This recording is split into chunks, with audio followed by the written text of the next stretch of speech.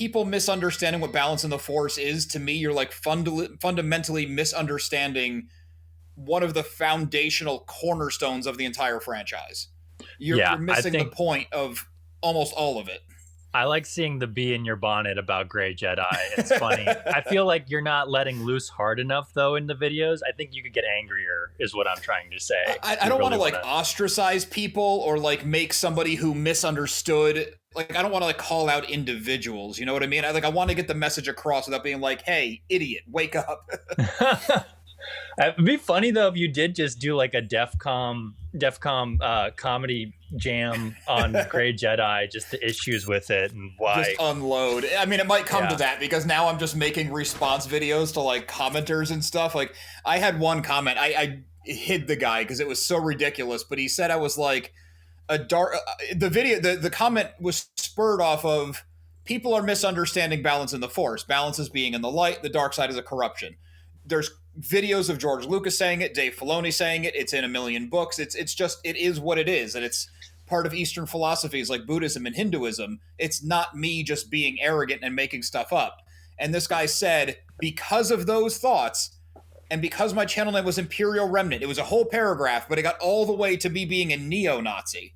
Oh, wow. And I was like, because you're misunderstanding Buddhist philosophies, I'm a Nazi? Like, well, also your whole thing is you have the Imperial stuff is fun, but my favorite thing that you did was you have your rebel outfit and you have the hidden rebel insignia and stuff the pin hidden. Yeah, it's all for fun. It's a Death Star rose. It's a cool aesthetic. Yeah, the lore is always you're on the light side. You're not really Mr. like the Empire was right.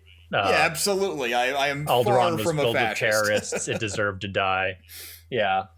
It just got so bizarre talking about balance in the Force leading to like, well, you're a neo-Nazi because I misunderstood a thing in a movie. It's like, even if you disagree with me, just be like, well, I disagree. Okay, fine, great. You're wrong, but okay. Hot take incoming. You're a neo-Nazi. That's great. Yeah, it was the most bizarre mental gymnastics. I like read it twice and I just laughed at it, and YouTube has a cool thing where you can hide someone from the channel, but they don't know that they're hidden. It's not a block.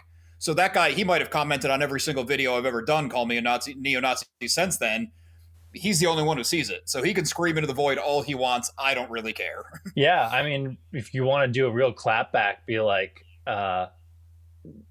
no, I'm not a neo-Nazi. I cheer every time the Death Star blows up and stuff. And I mean, there's a million responses I could make. It's like, so the person who is purposely perverting Hindu and Buddhist religions is not the Nazi, or don't tell my Jewish wife. Like, I have a lot of responses to the neo-Nazi thing. Yeah. But it's just not worth answering those kind of people. Like, I really wanted to say, like, I mean this in all sincerity, but like, you're this mad about a YouTube video that's not even like inflammatory, you need to talk to somebody. And that's not even like me talking trash, but like, if you're that upset about a Star Wars thing, like, you got to get your life in. If you're getting value or entertainment out of any of my transmissions, it would mean a lot if you would join the Remnant and subscribe. It's pretty much Obi-Wan pointing out my issue with these stories as to why I'm not that engaged in it, because it's literally pointing out, like, we have no agency here. You're just involving us in this squabble between the three of you.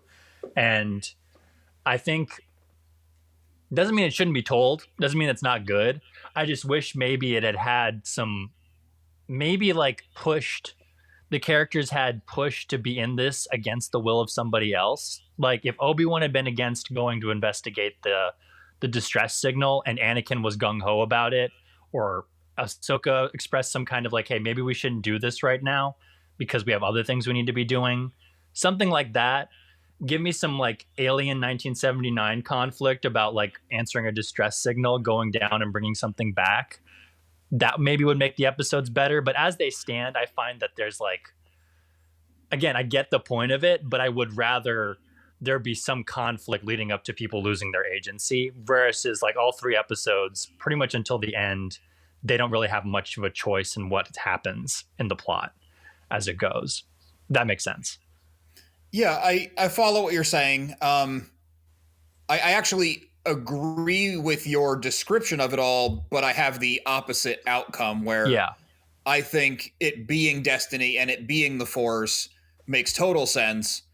And I wouldn't say they don't have agency, because it is the Force and it is this energy field that kind of guides the entire galaxy, but Anakin still chose to be with Padme against the Council's orders. Qui-Gon still chose to free him and not his mother. The Council still agrees to let Obi-Wan train him, even though they didn't want to, right up to the point where Yoda says, yeah, you can do it. Yoda's like, I don't want you to, but you can. Yeah. Obi-Wan was not ready to do, like, there's all these choices that were made. And I guess we could play the back and forth game where you could say, well, no, because of destiny, they always had to be made that way. But I think the thing that says you can change your destiny is that Anakin gets corrupted, because I don't think that part was necessary for him to fulfill the prophecy.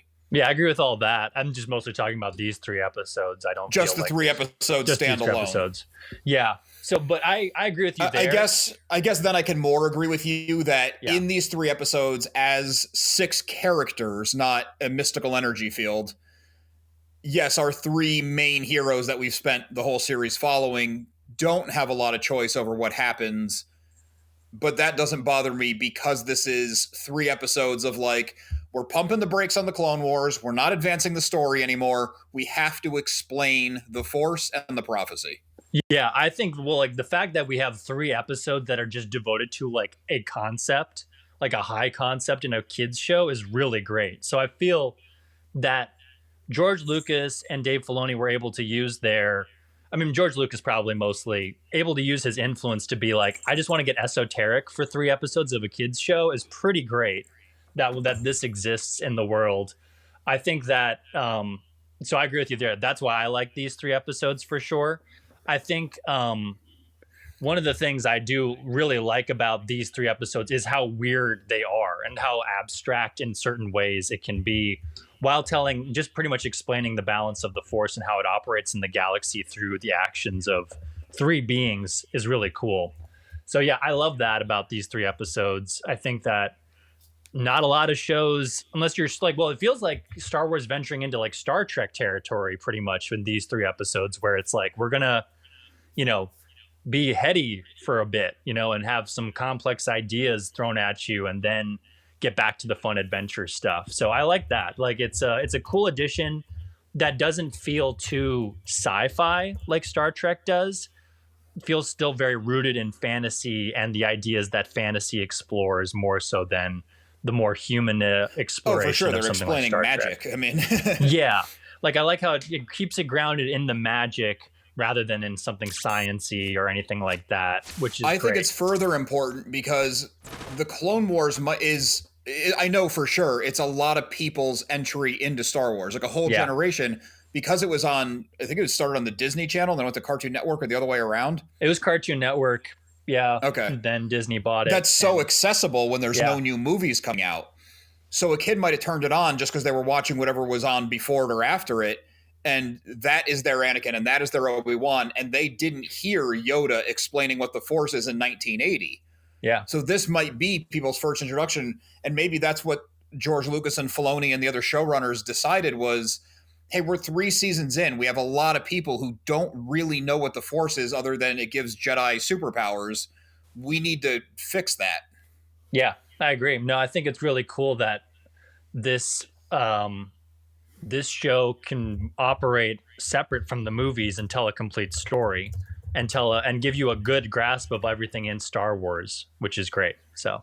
And it's also important to have a refresher, like the first 15 minutes of this conversation was, that even lifelong fans just aren't really getting what balance means. They're not getting the chosen one prophecy. They're not getting the destiny, but some free agency of the Force. It's not striking with a lot of people still.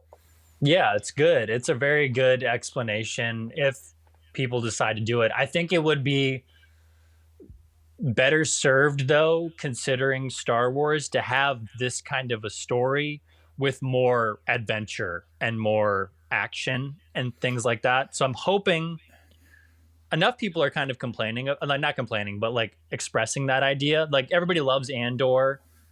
Everybody loves the ideas that it presents as far as rebellion and the Empire, but it is missing that key component to Star Wars, which is the Jedi and the Force. So people really want the Andor treatment, like these 3 episodes kind of give it, where they take it seriously, explain it, but like Andor, do it in a story where it's very engaging, have the characters making hard choices, characters with motivations bumping up against each other, something like that, akin to, say, Empire Strikes Back, but with a more of a focus on how does the Force work? How is it living in a galaxy where the dark side is dominating over the light side? What are the mechanics of that? What is it like to be a Force user while the darkness is consuming you? Is consuming everything. That's something I would love to see next in Star Wars, is a whole series or a whole movie basically taking the Andor approach, but with dark side, light side. What is it like in that scenario?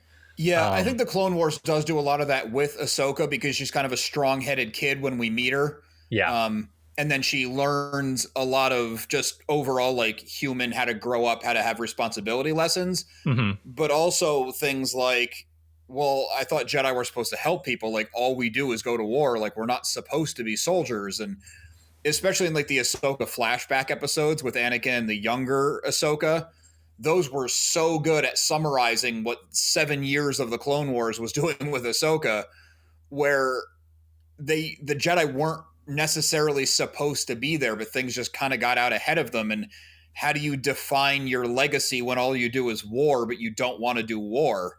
Yeah. So I think we got a taste of it at least. I obviously know what you're saying, where you want more of